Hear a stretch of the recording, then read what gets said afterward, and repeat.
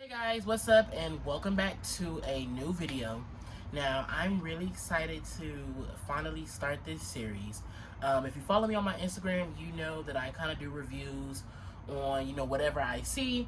I pretty much watch movies and shows whenever, pretty randomly, and if I really enjoy it, I'll go ahead and make a review on it. Last week, I ordered some books off of Amazon, and just in the effort to like really read, and I ended up picking up some great books, but this book in particular, this book really, I love this book so much. This is going to be a new series on my Instagram. I may end up putting this video on my YouTube, so there may be a new this will be a new video on my channel as well. But I'm starting a book review series in addition with my movie series. I'm going to go ahead and start reviewing books as well. I love books. I don't read as often as I used to. As when I was younger, I used to read a lot. But nowadays, working and stuff, I really don't read like that. But like I said before, I really made an effort to order some books and to just, just dive right in and, read some new books. I'm going to be grading the books on 4 categories. Story and plot being one of them. The second one being characters and like characterization, character development. The third one's going to go ahead and be writing, like writing style, how they wrote. And then the fourth one is going to be length/pacing. And that kind of just deals with, how long the book is, if those many pages were really needed, and whatnot or whatever. I'm going to be scoring these categories on a 1 to 5 scale, so out of 5. And that's gonna go ahead and basically be my grading scale, reviewing books from now on. Like I said, this is the first video, so I wanted to go ahead and just go through all of my criteria and my grading scale, just to go ahead and kind of get that out the way. But let's go ahead and get into this book. But like I said, I'm so excited to share this book because I love this book.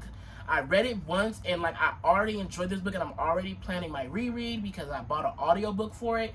So once I'm done doing the audiobook for this other book that I'm going to do a review on, I'm going to go ahead and get started on this one. But the book that I am in love with so much is All That's Left in the World by Erik J. Brown. I'm smiling because I really love this book. Like, it really was a great book, and like I'm like just so excited to talk to you guys about this book because, like I said, I love reading. I love reading a good book, and this book was amazing. So basically, this book is a post-apocalyptic kind of book. It was written during COVID, so the outbreak in this book is kind of reminiscent of COVID on a larger scale. In this world, the super flu, as they call it, basically or essentially took out almost 86% of the world's population, basically. And it basically and along with the characters, it basically, just explores how the world is now, considering that, most of the world is dead. The main characters are Jameson and Andrew. I'm going to be honest with you, I don't know who is who on this book. For my guess, I think this is Andrew right here, and I think this is Jameson. But it might be, I don't know. It might be reversed. But anyways, these are the 2 main characters in the book, and the start of the book, or how this whole book starts, basically starts with Jameson living in a cabin. Like I said, this is a post-apocalyptic world, and he was staying in his family cabin that he stayed with his mom before the bug got her. And so when the book starts, he was actually living in this cabin for months, even before Andrew came along, and that's pretty much how they met. I don't want to give too much of this book away. I want to explain the story as much as I can, but I don't want to give too much away because I really want you guys to read it. But the beginning of the book basically starts with Andrew with his leg being caught in a bear trap, and he essentially stumbles upon Jameson's cabin, and basically goes inside because he's trying to find shelter, trying to find something he can use to fix his leg, and that's pretty much how the book starts. The whole plot of the book is essentially Andrew, once they meet, once they, get to know each other or whatever, by the time they leave the cabin, they were probably in the cabin for like a few weeks, But they end up having to leave the cabin due to, you know, some trouble. So the course of the book basically takes place of their journey. This takes place on the East Coast. There really isn't a set place that they, you know, it really isn't a set place because, like I said, this is post-apocalyptic, I don't know that word. Post-apocalyptic. I think that's the word. So in this book, they're walking up and down the East Coast for the most part. So it's not a set location that this book is set in, as it takes place in multiple locations because they do a lot of walking in this book. But like I said, for the most part, this whole book essentially talks about their journey. Andrew tells Jameson that he wants to go to this place in Alexandria. A lot of the book, you know, explains how Andrew never really tells Jameson why he wants to go. But, you know, as their feelings kind of like, you know, grow and blossom or whatever, you know, Jameson, you know, over the course of the book falls in love with Andrew. And, you know, with love, you do anything for the one that you love. So he ends up saying, or, you know, ends up going or saying that he's going to take Andrew to this place because, you know, he just wants to see him happy, or he just wants to see what he's been going on about, you know, damn near half of the book. So that essentially is the whole course of the story, you know, just them on their journey to where Andrew has to get to. And then once they get there, you know, and find out all the tea or whatever, the second half of the book basically explains some other events that lead into the ending, which I love. The ending was really good. I don't want to spill too much, but the ending, I was satisfied. But on to the grading. So like I said, the first thing I'm going to score is the story and plot. Y'all already know, I'm giving this story and plot a 5. I'm giving the story and plot to this book a 5. I really enjoyed the plot. I think that it's something different. And that's probably what makes this book such a good book, is that it's not your typical, you know, gay love story, whatever. It really has a lot of things into it that really make this book, you know, worth reading. I really enjoyed the whole, you know, kind of like, you know, post-apocalyptic storyline. I really enjoyed that because it really interested me because, like I said, with COVID going around, you know, what if this was our world? What if this is what life was like for us, you know? I really enjoyed their, you know, growing relationship. I really enjoyed, that's probably one of my favorite parts of this book. I mean, it's the main part of this book, but I really enjoy the way that it was explained, how it was written. I'll go more into that, you know, on our next category. But as far as the story and plot goes, the story and the plot really keeps you gagging. Like, it really was hard for me to put this book down because I love to finish books in one sitting, but, you know, I have work and everything, so I try to read this book when I can. But there were definitely times in the night where I did not go to sleep until 1, 2 in the morning to try and finish this book. I had like 40 pages left and it was already like midnight, but I didn't go to sleep until like 3 in the morning because I'm like, I have 40 pages left and I have to finish this book and I have to find out what the fuck happened. The next category is character/character development. I'm giving that shit a 5. I love Andrew and Jameson. I love them so much. I have a favorite. I really enjoy Andrew's character more. You know, he is a sensitive character, and, you know, someone who personally is sensitive like that, I enjoy characters who are sensitive. So I really enjoy his character. He's funny. He's very invested in pop culture, and as someone who is the same, I really relate to him. I love Jameson as well because Jameson throughout this book, you know, was going through his own things. And there's an event in the book that he goes through that really kind of like, you know, messes him up. And so, you know, when that event happened, I really felt for him. But I'm just so glad that they have each other, and I'm just so glad that, you know, I'm just glad that they had each other in this book, because reading this book, there are a lot of things that they went through that was just really heartbreaking and just really just fucked up. And, you know, all they really had was each other, you know? You know, all he had, all Andrew had, all Jameson had was just the one that they loved with them. And I really enjoyed that, and I feel like the way that the characters progressed, the way that their love progressed throughout the book is really just an example of peak writing. Like, it really takes a lot for people to write a story, but it really takes a lot for people to write good characters and really write a character that grows over the course of the story, doesn't regress, doesn't go back, you know, just doesn't have a lot of back and forth. I think these characters, Jameson and Andrew, they really, from the start of the book to the end of the book, really grown as people, as individuals, and, you know, eventually as a couple, because they officially don't become a couple, you know, kind of towards the end of the book, but a lot of the beginning of the book is a slow burn type of thing. But it's not really a slow burn to where you're kind of like reading chapters like, damn, like, when is it gonna happen? When is it gonna happen? You're constantly, you know, kept in the loop about how they feel about each other. So it's never a point in the book where you're kind of like left out about how they're feeling.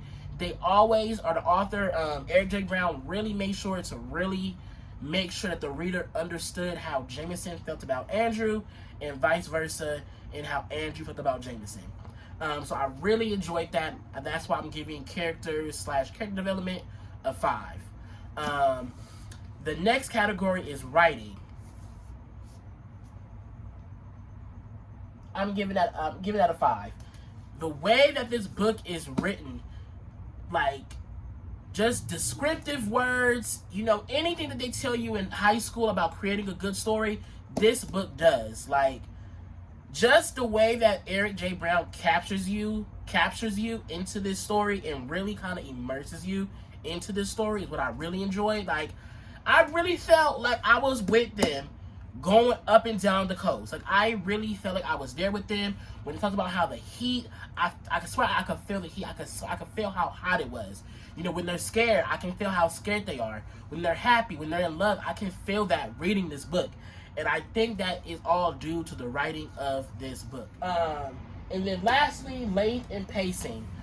This really isn't a long book.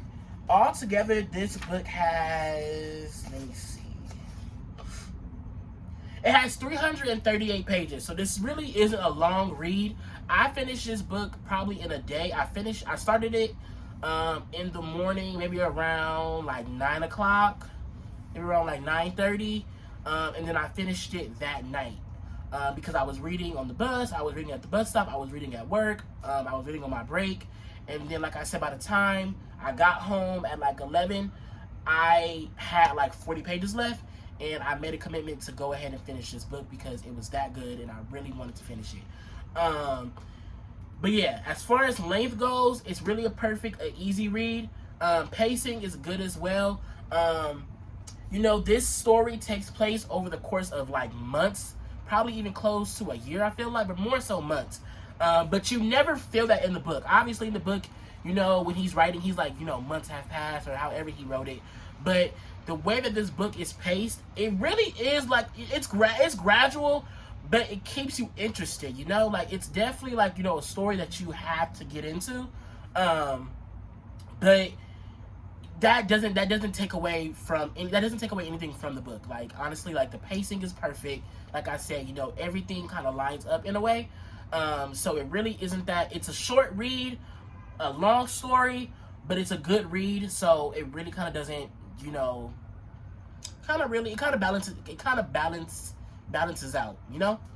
But I would give the pacing and length a 5 as well. I would give that a 5 as well because it's perfect. Like I said, it's only 338 pages, so it's not a big book to read, and it's something that you can definitely finish in a week, in 2 days, in a day, in a few hours if you really commit and actually sit down and read it.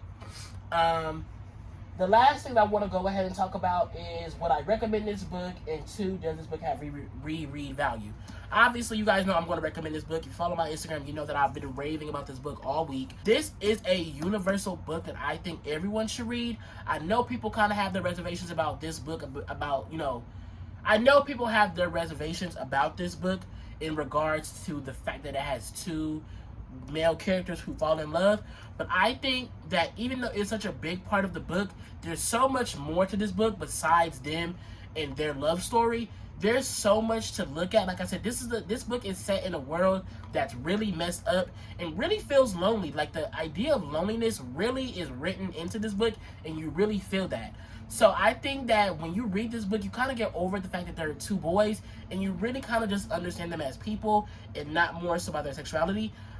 Jameson is actually straight in this book, actually. He had girlfriends in this book, but, you know, love is love and feelings are feelings, and, like, at the end of the day, you like who you like, So I really enjoyed the fact that he was straight and that he found comfort and love in Andrew, because that really just shows you that love kind of like triumphs all, and you can't help how someone makes you feel regardless of like what you think you like.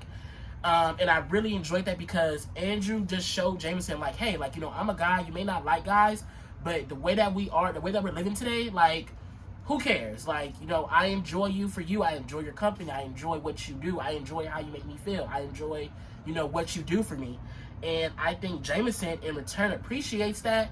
And that's where I think that his feelings come through. Because like I said, before they met, they were on their own for months. So imagine being on your own for months and coming along, just end up meeting somebody. Like, I think that it was inevitable that, you know, feelings were gonna, you know, pop out. But I think that it worked in their favor, that they both liked each other and that they both ends up falling in love with each other. But I give this book 5 stars across the board. Out of 20 points, because there's 5 points you can get out of 4 questions, this book is a 20 out of 20, you guys.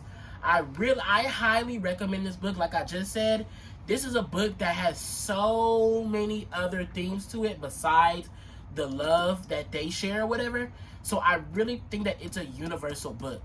The themes that I got of it, I definitely got the idea of trust, the idea of putting your trust in somebody, the idea of, you know, falling in love, you know, being resilient, even just being vulnerable to the ones that you love. Like, if you really love somebody, there is nothing that you should be hiding from them, because if they really love you, they will stick by you through anything. And I think that that's the theme. That's one of the themes that I really got from the book. You know, reading about them, reading about their story, reading about their adventure. You have to learn how to trust. You have to learn how to be vulnerable. And it may seem scary, but you never know how anyone is going to respond to that. And it may be, you know, something that you may not feel comfortable with, but I think that it's something that everyone should do at some point in their life, or whoever, in regards to whoever, your friend, your boyfriend, your girlfriend, your parents. I think that if you truly love somebody, you should be vulnerable with them. You should be honest. You should always tell the truth. And like I said, if they love you, then it's really nothing that, you know, love triumphs all. That's also another thing that I got. Love triumphs all. It really, like, their love for each other really is shown through this book and through the events in this book. And like the stuff that they overcome in this book just by being together, caring for each other, and just trusting each other is something that I really appreciated in this book. And that's why I love this book so much. I read it once, but like, just to read this book once and already feel how I feel about it should say something to you guys. And that's why I think that you guys should read this book so much, because this just shows you that this is a great book, great writing, great characters, and that it captures you immediately. Reread value. I'm going to reread this book again. Like I said, I'm doing an audiobook on another book that I'm going to review soon. So I'm not going to reread this book as of now, because I want to finish that one. But even once I finish an audiobook for this one, this is a book that I'm going to have to stop myself from reading over and over again, because it's just that good. The story is a lot. Like I said, if you have time to read it and you really want to dive in, I would say in that sense it doesn't have reread value, because it is a read in the sense of, like, when you're rereading it, you're basically re-entering and restarting this whole journey all over again. So in that sense, I would say it's not, you know, more so of a reread value. But if you're a person who can sit down and enjoy a book over and over again like me, this book has reread value. Like I said. But closing statements. This is a A+ book. Erik J. Brown did his thing. This is also his debut novel. His debut novel. This is his first book, and it's already that good, you guys. But I really suggest that you guys get this book, All That's Left in the World by Erik J. Brown. I got it on Amazon, maybe under $20. It shouldn't be no over $20, but it should be under $20 for the most part. But I really suggest that you guys get this book, read this book. If you do happen to get this book and you read it, please message me on Instagram or wherever, and let's discuss this book, because I really enjoyed this book. I'm going to go ahead and close the video out now. I don't want the video to be too long, because it is the first video. Later videos are definitely going to be more structured, in more, you know, uniform. But I really just had to get this video out because I really wanted you guys to get into my review for this book. But I'll go ahead and leave it there. Like I said, it is All That's Left in the World by Erik J. Brown. So please get this book, you guys. I hope you enjoy it. Thanks for watching, and stay tuned for more book reviews. Have a great day, you guys.